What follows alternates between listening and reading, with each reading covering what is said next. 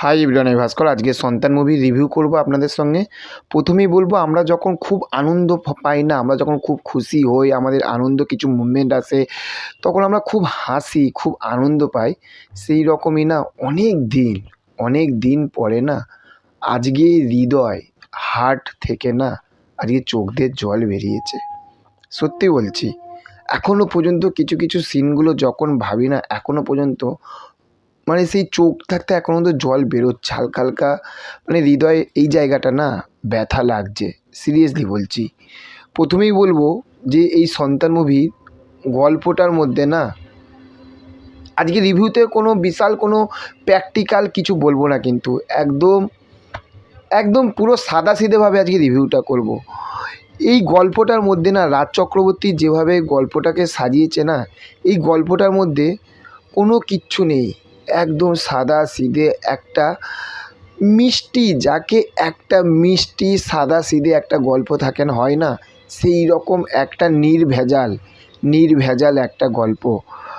আজ আমাদের সোসাইটিতে দেখবেন যে বাবা মারা, প্রত্যেকের বাবা মারা সন্তানদেরকে প্রচুর কষ্ট করে।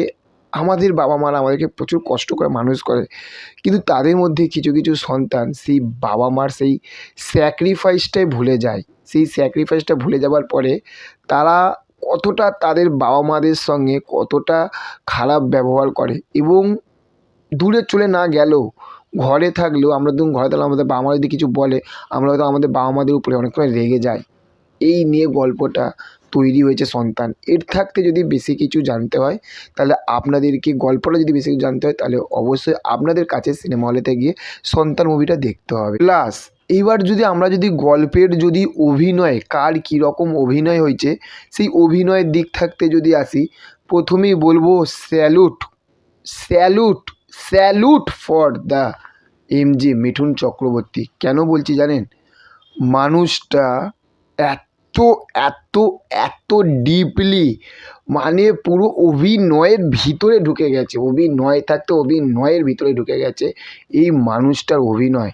তার সঙ্গে বলবো, ওনার সঙ্গে যিনি ওয়াইফের পার্ট করেছে, অনুসুয়া ম্যাম, ওফ, উনি তো একদম মনটাকে জিতে নিয়েছে, জাস্ট মনটাকে জিতে নিয়েছে। এতটা ইমোশনাল, মানে মায়ের পার্টটা, মারা সবসময় সব ছেলেদের প্রতি একটা ইমোশনাল হয়, সেই যে ইমোশনালের দিকটা এত সুন্দর ফুটিয়ে তুলেছে, পাগল করে দিয়েছে। তার সঙ্গে বলো মিঠুন চক্রবর্তী, ওই যে বাবার যে একটা কর্তব্য, বাবার যে একটা কঠোর একটা শক্তটা, ওই যে অভিনয়টা মাইন্ড ব্লোয়িং। তার সঙ্গে বলবো ঋত্বিক দাকে, প্রথম থাকতে সত্যি কথা বলছি, ঋত্বিক দার অভিনয় আমার দারুণ লাগে। আমি হইচইতে আমি গোলা সিরিজ দেখে যা, গোলা 2, সেদিনটাতে কিন্তু মানে ঋত্বিক দার অভিনয় কিন্তু আমার ফাটাফাটি লাগে। ঋত্বিক দা যেভাবে অভিনয়টা করেছে, অভিনয়টা দেখে জাস্ট বিশ্বাস করো, যে কোনো মানুষ দেখলে খিস্তি মারবে, শালা এইরকম ছেলে হয়েছে, মানে দর্শক গালাগালি করবে। আর এটা কিনা নেগেটিভ দর্শকরা গালাগালি করলে, তাতে কিন্তু ঋত্বিক দা সাকসেস, ফাটিয়ে অভিনয় করেছে। তার সঙ্গে ওনার ওয়াইফ, বাচ্চা, এবং যিনি মিঠুন চক্রবর্তী বাড়িতে কাজ করবে, যিনি ওই পার্টটা করেছে, উনি মানে প্রত্যেকটা মানুষ এত সুন্দরভাবে মানে মানে পুরো জান ঢেলে দিয়েছে, পুরো মুভিটার মধ্যে জান ঢেলে দিয়েছে। এবং ওই যে কেসটা, ওই যে পুরোপুরি কেস যে কোর্টে উঠবে, তারপরে কেস কে জিতবে আপনারা অবশ্যই জানেন, কিন্তু গল্পের অভিনয়গুলো, গল্পের হার্ট টাচিংগুলো, এইগুলো দেখার জন্য, মিঠুনদার সেরা অভিনয় দেখার জন্য, ঠিক আছে, আপনাদেরকে অবশ্যই সিনেমা হলেতে গিয়ে কিন্তু এই মুভিটা কিন্তু এনজয় করতে হবে, নাহলে সব কিছু মিস করে ফেলবেন। এটা একটা